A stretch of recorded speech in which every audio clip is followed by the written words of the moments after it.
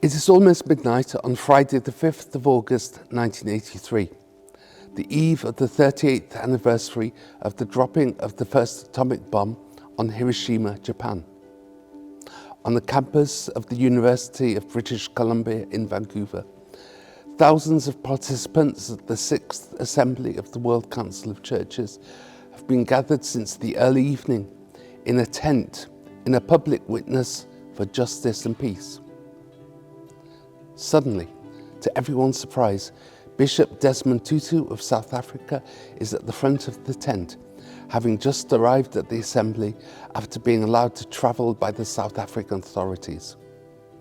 "If God is for us," says Tutu, "who can be against us?" Issues of justice and peace were at the very heart of the matters with which the Assembly wrestled. Its theme, Jesus Christ, the life of the world, was an implicit rebuke to all the forces of death that appeared to dominate. New nuclear weapons were on the verge of being deployed in Western and Eastern Europe, raising the spectre of a conflagration that could destroy humanity.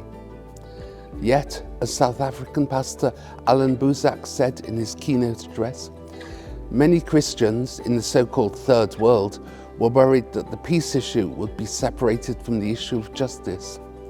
They were afraid that peace would become a concern primarily for Europe and North America, avoiding the unresolved issues of injustice, poverty, hunger and racism. Much of Latin America was under the control of military dictatorships. Economic exploitation was escalating, and economic injustice was still, said Buzak, the dominant reality in the relationship between rich and poor countries. In what would be his last address to a WCC Assembly as General Secretary, Philip Potter spoke of how the Assembly was meeting under a cloud of fear and despair. The confrontation between East and West and between North and South, and the conflicts within countries between sexes, races, classes and religions have become much fiercer and more complex.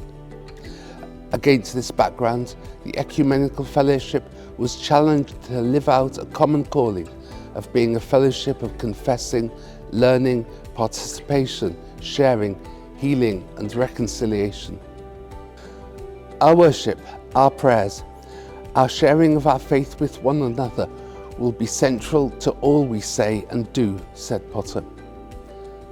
Worship was central to the Vancouver Assembly.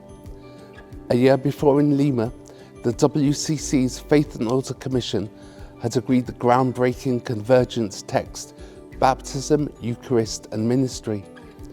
The Assembly gathered for a central celebration presided by the Archbishop of Canterbury, based around the Lima liturgy, which expressed in liturgical form the convergence reached in faith and order.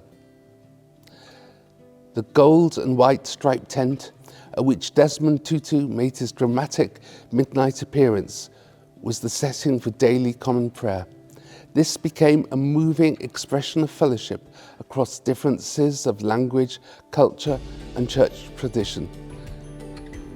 With its prominent place for common prayer and Bible study, shaping the Assembly as a spiritual event not only for participants but for the worldwide church, the Vancouver Assembly would become a model for the assemblies that followed.